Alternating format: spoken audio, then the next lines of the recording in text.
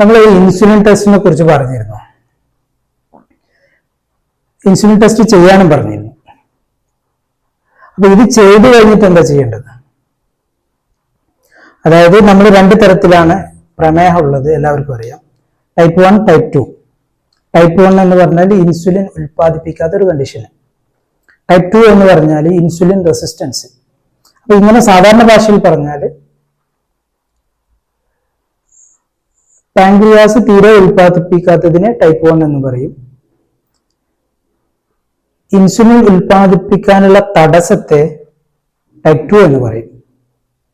Okay, അപ്പൊ ഇതിനെ തന്നെ നമ്മൾ തരംതിരിക്കുമ്പോൾ ഈ ടൈപ്പ് 2 കൂടുതലായിട്ട് വരുന്നത് ഡയബറ്റിസ് മെലിറ്റസ് എന്നാണ്. അതിനാണ് സാധാരണ പേര് പറയാം.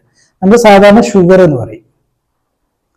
ഓക്കെ, അപ്പൊ ഈ ഷുഗർ കൂടാനുള്ള രണ്ട് കാരണങ്ങൾ അപ്പൊ നിങ്ങൾ കൃത്യമായിട്ട് മനസ്സിലാക്കുക. ഈ ടൈപ്പ് 2 നമുക്ക് കൂടുതലായിട്ട് ഇപ്പൊ കേരളത്തിലായാലും നമ്മുടെ രാജ്യത്തായാലും ലോകാടിസ്ഥാനത്തിലായാലും ഏറ്റവും കൂടുതൽ പ്രമേഹ രോഗികൾ ടൈപ്പ് 2 ആണ്. ടൈപ്പ് 2 ഡയബറ്റിസ് മെലിറ്റസ് എന്ന് പറയുന്ന രോഗമാണ്. നമ്മൾ സാധാരണ വിളിക്കുന്ന ഷുഗറാണ് എന്ന് മനസ്സിലാക്കുക. അപ്പൊ ഇതിന് രണ്ട് കാരണങ്ങൾ. ഒന്ന് ഇൻസുലിൻ ഉൽപാദനം കുറയുക, മറ്റൊന്ന് നമ്മുടെ ശരീരത്തിലേക്ക് എത്തുന്ന ഷുഗറിന്റെ അളവ് കൂടുക. അപ്പൊ ഇതിൽ നമ്മൾ ഇൻസുലിൻ ടെസ്റ്റ് ചെയ്യാൻ പറഞ്ഞ ആളുകൾ, അല്ലെങ്കിൽ നമ്മൾ ഇൻസുലിൻ ടെസ്റ്റ് ഒരുപാട് ആളുകളിൽ ചെയ്തിട്ടുണ്ട്. നമ്മളടുത്ത് വരുന്ന പേഷ്യന്റ് ആയിട്ടും അതുപോലെ നമ്മുടെ ഓൺലൈൻ ഡയബറ്റിസ് റിവേഴ്സൽ പ്രോഗ്രാമിൽ പങ്കെടുക്കുന്ന ആളുകളിലും നമ്മൾ ടെസ്റ്റ് ചെയ്തിട്ടുണ്ട്. അതിൽ ഒരു 2 മുതൽ 5% ആളുകൾക്ക് മാത്രമാണ് ഇൻസുലിൻ കുറഞ്ഞിട്ടുള്ളത്. ബാക്കിയുള്ളവർക്കൊക്കെ ഇൻസുലിൻ കൂടുതലാണ്.